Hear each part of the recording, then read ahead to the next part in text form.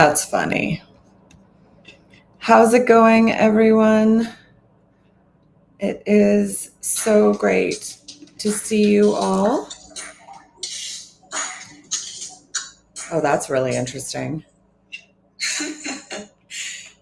Let's make sure that I'm not broadcasting live on my phone at the same time, shall we? I'm just going to close all of my apps, except for my Bond Touch app, because that allows me to stay connected to Scotty. And I'm also going to be going live on TikTok at the same time. He's a 10.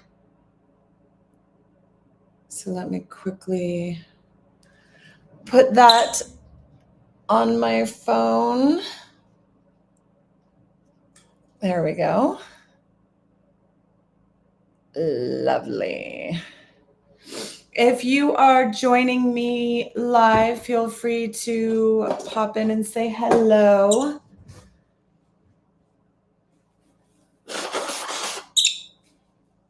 Don't mind me. My nose always gets runny in the wintertime. So, for those of you guys who are joining me live today, I want to support all of you in being able to thrive in your relationships. And in the meantime, I just want to let you guys know that I am doing a session tomorrow. And if you scan the QR code up in the top corner there, you'll get the link to actually sign up. So make sure that you sign up for my webinar tomorrow. Hi, guys. Thank you so much for joining me. If you have any questions or anything, please feel free to ask. I'm going to be discussing how to effectively overcome conflict. Okay. So one of the things that we all have in common is relationships, right? We all experience relationships. And one thing that comes with those relationships is conflict. And yet we are not taught in school, and definitely not taught with our family, how to effectively resolve and deal with conflict. Because generally when conflict comes up, what happens is people get triggered, they run autonomic programming, and they generally tend to make a mess of things. Okay? So we don't generally tend to understand what it is that motivates our behavior and what creates our particular behavior when conflict comes up. So let's backtrack, okay? As you're growing up, when you're young, your programming, how you exist in this life and in this world, is very much dictated by the programming that your parents give you as a result of being an example to you, right? How they treat you, how they punish you, how they interact with you, how they communicate, whether they do what they say they're going to do or they don't, whether they're present or not as a parent, whether they're a ghost, whether they're affectionate towards you or not affectionate. So I want you to understand that there are many factors here in your upbringing that create your autonomic programming and dictate how you're going to respond in a place of conflict. Now, if you have parents that avoid conflict at all costs and you don't see them effectively resolving conflict, then you're going to have programming to avoid conflict as well. Or if you had a lot of conflict in your childhood growing up, and the conflict led to abuse and extreme abandonment and neglect, then you're going to want to avoid conflict when you get out of that home and that childhood, because conflict in your world led to extreme trauma. So if you can understand that, then really when you grow up, every single time somebody becomes combative, you're just going to slip into subconscious programming and not be necessarily in behavior or in control of whatever your reaction is in those moments. And I don't know if you guys have thought about your behavior and how you react in moments of conflict and held space for and spent any time actually doing work to update your mental operating system and to resolve the way that you do respond in moments of conflict. Do you avoid conflict at all costs? Do you throw up the fuck you brick wall and not talk to the person and basically cut them out of your life? Do you have a conversation with the person? Do you automatically react when the person becomes combative and become aggressive and say and do whatever it is that you have to do to push the person away to protect yourself? How is it that you behave when conflict arises? And this is not something that we can avoid. Conflict is going to come up in personal and in professional environments. And yet we are only in all reality left with our autonomic responses to deal with it, because this isn't something that we're necessarily taught, right? When we're growing up in school, we should be learning interpersonal skills. We should be learning how to manage debt. We should be learning how to create a savings account and set up things for our future so we have a retirement account. We should be learning how to write and create a resume and how to apply for jobs and how to create a career that we dream of, how to utilize our skills and our traits and our personality and everything to get what we want out of life. We should be learning how to communicate with our beautiful mind. We should learn how to update your subconscious programming. There's so many things that we should be learning how to do, proper life skills that we don't learn in school.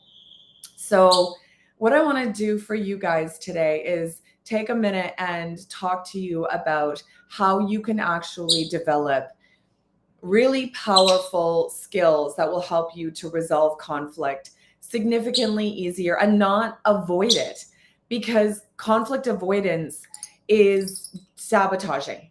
It is self-sabotaging. It is potentially destroying your personal relationships. It is potentially destroying career or job opportunities. And if this is something that you're doing, I'm sure that it isn't necessarily what you want to be doing, right? You don't want to destroy your relationships and your careers, but if you don't know how to overcome the fear of conflict and how to navigate it in a healthy way, then what are you supposed to do, right? So I'm stepping up right now to give you the skills and the tools that you need to navigate this in such a way that you don't feel like you have to avoid conflict and self-protect anymore. Okay? So let's think about an undesirable situation. Okay?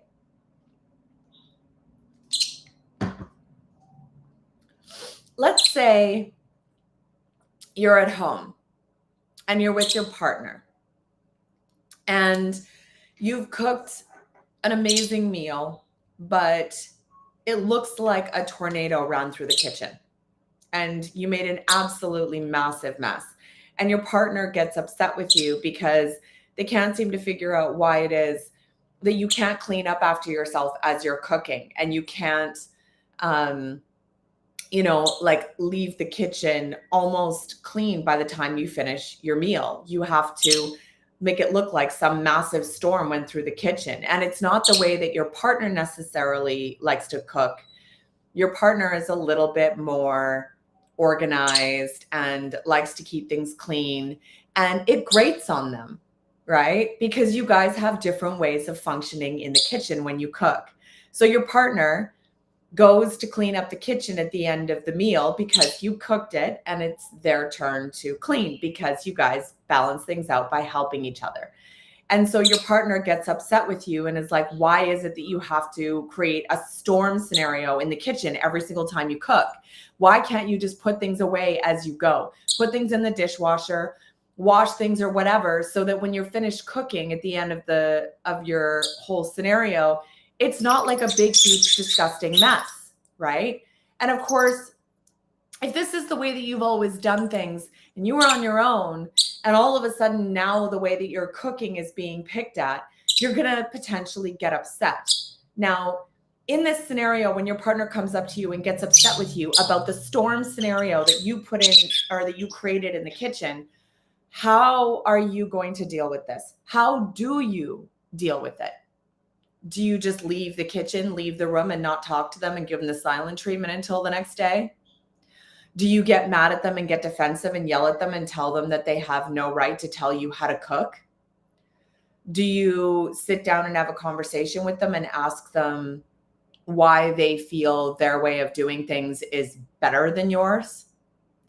What response or reaction do you have when somebody criticizes what you do? I mean, you created an amazing meal for the person. You made a fantastic meal, and they're bitching and complaining about the meal that, or the mess that you made. Why can't they just enjoy the nice meal, right?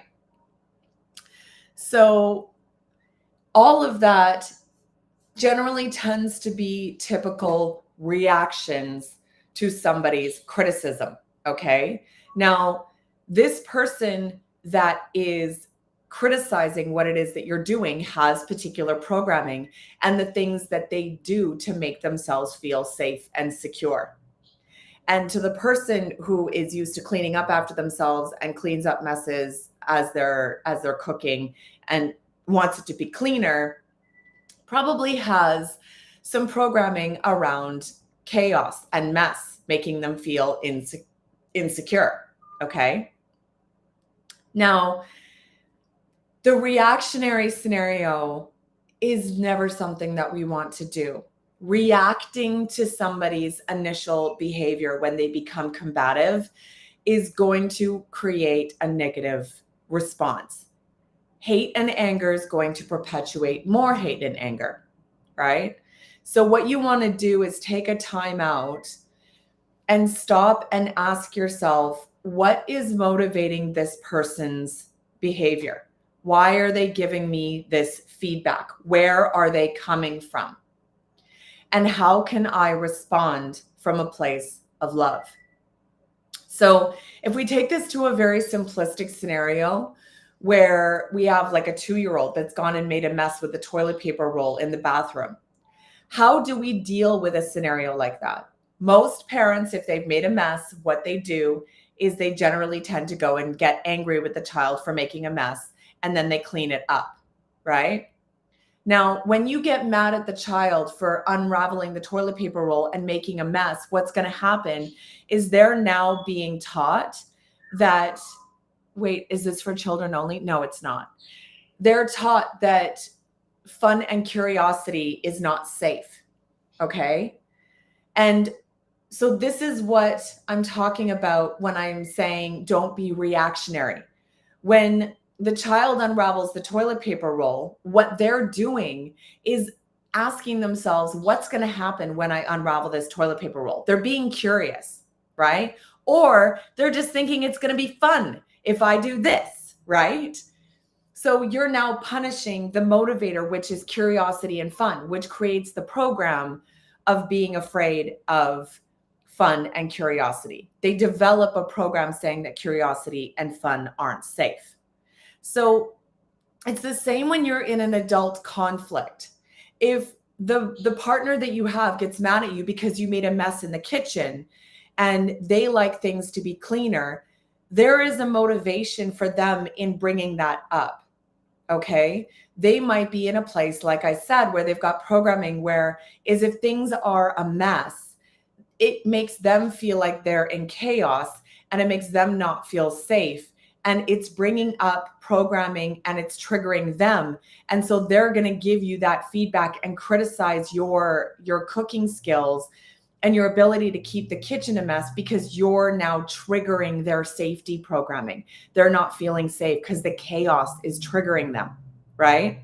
And you're focusing on the criticism and getting mad at them criticizing your mess, when in all reality, their feeling of safety and security is being challenged. So what you want to do in that instance is sit back and actually ask yourself, what's motivating them to give me this feedback? And sit down and talk to them and go, okay, hold on a second. So what is it that is upsetting you about the way that I make a mess in the kitchen? What is it that is being triggered right now? And the person can then sit back and they can reflect, and they'll be like, well, when the house gets too messy, when the kitchen is too messy, it stresses me out. I don't like the mess, right? I don't like it when you make a big, huge mess, because it really stresses me out, right? And you can dig into that a little bit and go, oh, okay, so was there like a situation in your childhood that made you feel like stressed out? Like was your home a mess when you were a kid? Or were your parents really clean and they like constantly pushed you to keep the place clean? Like what's going on here? And maybe the person will say, well, yeah, my house was a mess all the time, and the chaos reminds me of the chaos from my childhood, and it's really triggering. And you can go, okay, I totally hear what you're saying. So how can we work through this together to thrive? And your partner might say, you know what, do you mind if I come in and kind of like just clean things up a little bit as you're going, so that by the time you're done cooking, I don't have so much to clean at the end of it. Maybe we could play together in the kitchen. And when you say you're done with something, I'll put it in the dishwasher or I'll wash it or whatever. And that way, like the mess is kind of being cleaned as you go. Or maybe I could teach you how I do things, and then you could kind of adapt that so that the mess isn't as substantial when you're done doing the cooking, right? And you can go, yeah, I totally understand that the mess that I'm creating is challenging your sense of safety and security. So let's work together to come up with resolution to this. So the mess that you made in the kitchen isn't the issue. The chaos that the person grew up with and their sense of safety and security being challenged is the bigger, grander issue. Okay. Now let's go to a professional scenario. And you're in a meeting, you're in a boardroom, and somebody's making a big, huge mess and acting like a complete jerk and challenging everybody and giving attitude towards everybody. And seemingly they are trying to make people cry out of the room. Like they're just insulting everyone. And literally, it just seems like taking a piss all over the meeting. You know what I mean? And trying to sabotage it. Now, a person like that generally tends to be, now, hold on a second, reactionary. You're going to want to either leave the room if you're conflict avoidant, right? Or you're going to want to say or do something to shut the person down, to self-protect so that you're not being attacked, right? Now, this is reacting to the person's behavior in the moment. The person is being, they're being adversarial. They're acting out. Now, if we think about the motivator, what is it that's motivating the person to act out and behave the way that they're behaving? He might or she might be in a place where they feel like they have no control in their life at home, and they feel like they have no power, and they're trying to get attention and trying to assert themselves to claim some kind of power in this meeting situation. Okay. So the response, the loving response to a person in a scenario like that is to actually hold space for them and validate them. Okay. So if this person is acting out, if you are in a leadership role in a situation, then you're going to want to take the person out of the room and say, what can I do to support you? And then they're going to have something to say, right? And if you can get down to the heart of whatever it is that's challenging them and let them know that they are valid and what it is that they have to contribute is really valid.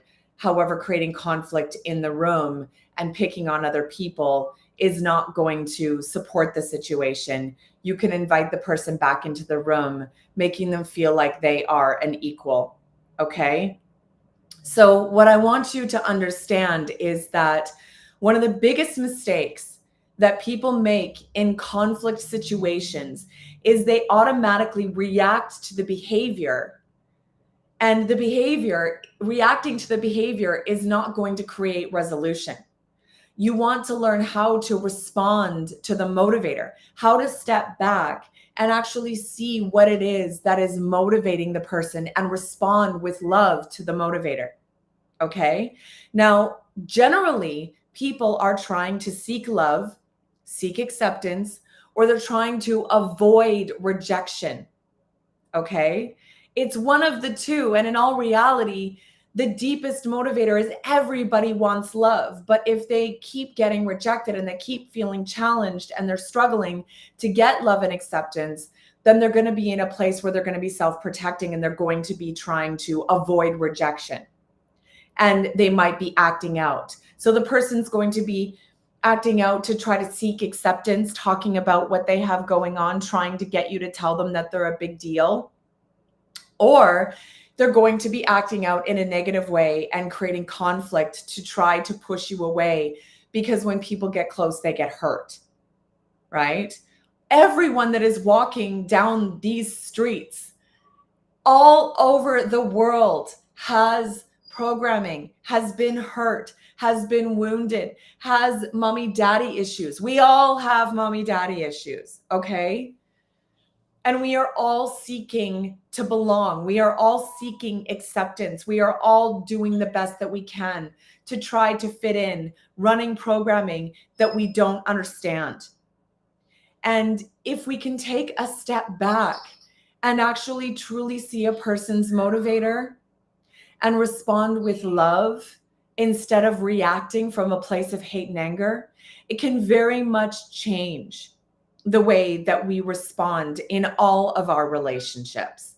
My partner is incredibly beautiful at this, because any of you who are joining this that are women understand how difficult things can be when it comes to being a hormonal creature. And there are absolutely times when I'm going to say that the hormones take over. And sometimes we can be a little bit combative as a result. I know I've had moments where the hormones have hit me and I've given my man some sass, and I've been combative. And he recognizes it usually for what it is. And I will recognize it really quickly if I'm being combative as well, and call it out and go, you know what? Obviously there's hormones going on right now. And I'm very, do your parents support you when you brought a black guy home? That's so cute. No, sweetheart. I'm not entertaining that today. So when I give sass to my man, he's really great, because I'm very self-aware when it comes to my emotions. And when I'm in that space, I'm able to call it out. And then my partner automatically knows that the thing to say and do is to say, how can I support you? So if you see that somebody is struggling and they're going through emotion and they're being combative, one of the smartest things that you can do for that person is to say, how can I support you? Because a lot of the time they're being combative as a result of the fact that they feel out of control and they don't feel validated and they don't feel seen and they don't feel heard. And they have what's called a trauma drama program. And so what they'll actually do is create conflict to try to get attention. And if you actually give them love and validation as opposed to getting mad at them, they're getting the attention that they're seeking, but it's positive attention as opposed to creating conflict. Because in all reality, they don't want to be in conflict. They just have a program that they know that if they create conflict, they can guarantee that they will get attention. Does that make sense? So I want to support you in understanding that you can absolutely thrive dealing with conflict if you understand how to step back and how to see a person's motivation. And there's two questions that you want to ask yourself, okay? One, how do I respond from a place of love, which I know I've mentioned to you guys? And two, what do I do for myself from a place of self-love? And when I say that, it's, what is it that you're going to do for you? Are you going to omit yourself from the situation to take a deep breath and to process your emotions so that you can come back and respond from a place of love? is this person beneficial in your life? And maybe they're just having a moment and they're making some mistakes, but they're worth being in a relationship with. So you want to stay and support them, but you're going to take a brief time out to collect yourself so you can respond from a place of love. Or is this person truly to your detriment? And maybe this is a person that you don't want to have in your life. Now, dealing with a coach like me is somebody that can actually help you to map that out. I have a framework called the discernment matrix that I take my clients through to help them to be able to map out whether a person is in a victim mindset or whether they're on the expansion path, and whether the person is to your detriment or whether the person is good for you, so that you can come up with an answer clearly for yourself as to whether you want to continue to have that person in your life or not. Okay? Now, if you want to learn more about that, you can absolutely book a call with me. I also want to let you know that tomorrow at 2 p.m. Pacific Standard Time, I am going to be going live, sharing my teachings that I have been developing literally my whole life in working with people and supporting them and holding space for them since I was like 5 years old. And the program that I've really been developing in working with clients over the last decade in the treatment room. I have always organically called in professionals and entrepreneurs. And so I have worked with many people that are in the professional space and helping them to be able to navigate conflict.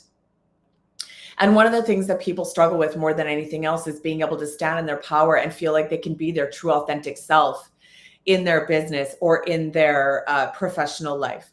And I can support you being able to map that out and being able to create balance between your professional and your personal life by creating clarity and goals in both aspects. So what I am going to be introducing and talking about is how you can utilize my program, which is called the Energy Integration System, to create a life that you want to live in. Because I don't want you to really, at the end of the day, at the end of this life, realize that you wasted all of your time running programs that were not serving you, living in your trauma and not truly living your life, living in a victim mindset, feeling like you have absolutely no power when in all reality, you have all of the power. When you wasted all of your time being in conflict with others when you didn't need to be at all.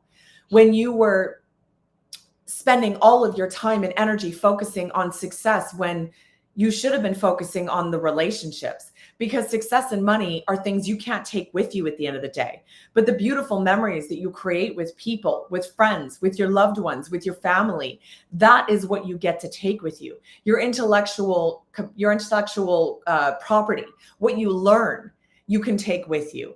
And if you're wasting your life focusing on things that you can't take with you when you die, if you're wasting your time focusing on things that don't matter, and you're going to be sitting there in your last moments going, what did I spend my whole life doing? And you're in a place of regret, that's just not what I want for you.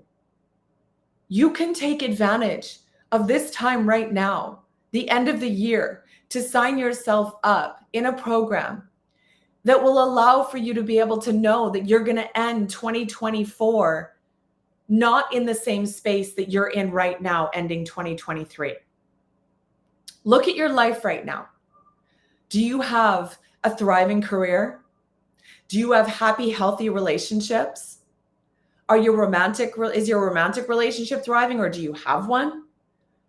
Do you have healthy, loving relationships with your family? Do you have beautiful, thriving friendships? Do you have a beautiful, loving, unconditional relationship with yourself and your body? Do you have self-care routines that support you thriving? Do you take care of yourself and eat healthy? Do you exercise regularly? If opportunities show up, can you show up and do them because you're healthy and strong and you can do whatever it is that you want to do? If you can't answer yes to all of those questions, then maybe it's time to show up and see what I can do for you. Maybe it's time to look at what you've got going on in your life and think about working with somebody that's going to actually help you to step into 2024, knowing that you can create holistic change in your life and you don't have to spend one more year in the position that you are currently in. Set yourself up so that at the end of 2024, you have a beautiful, healthy, strong body and you're taking care of yourself and exercising. You have a beautiful romantic relationship. Hey, Brian, how's it going? You have amazing familial relationships. You have fantastic relationships, friendships that are thriving, and a thriving career and business because you've learned how to create balance. If you could have done all of that for yourself, you would have done it already. Everybody wants a life that they are thriving in all aspects. And yet, for some reason, you're not. You might be struggling with your weight. You might be struggling with your diet. You might be struggling to get into the gym and to exercise regularly. You might be struggling with romantic relationships and be in constant conflict with your partner. You might not have a partner because you struggle to keep them. You might be in conflict with your family because you're spending so much time working that you're not nurturing those relationships. You might have acquaintances but no close friends because you don't have time to nurture your friendships. Are you hearing what I'm saying right now? If this sounds familiar to you, then click on the link in my bio and sign up for my EIS Live tomorrow. Learn how the energy integration system can change your life so that you're not sitting here in December 2024 feeling the same loss, struggling with the same challenges, dealing with the same issues in your relationships, feeling lost like you don't have any quality relationships in your life. You're bottlenecked in your business and your career. You're exhausted. You're drained. You're at the point of a nervous breakdown or burnout. If any of this sounds familiar, click on the link in my bio and show up for me tomorrow. Show up for yourself tomorrow, because what I could say could change your life. I don't know if you guys are aware, but this face is 44 years old. I get to the gym 5 times a week. I have a thriving business. I have a beautiful romantic relationship that's been thriving for 10 years. I have beautiful close friendships. I have close familial relationships. Every aspect of my life is thriving. And the reason that it is because I have a framework that allows for that to be mapped out and to become a reality. And if you want to learn how to do that for yourself, because I've been where you are, I have struggled in that way, not knowing how to create that balance. And I walked the path to learn how to do that for myself, healing and thriving and expanding into who I am now. And I can hand all of that over to you. So if you're staring down the end of 2023, going, what did I do with another year? And what did I actually do to expand at all? And you don't want to move into the end of 2024 feeling the same way that you feel right now, sign up to my webinar and show up to see how the energy integration system can change your life. I see all of you guys. I appreciate all of you who are either seeing this live or seeing this after the fact.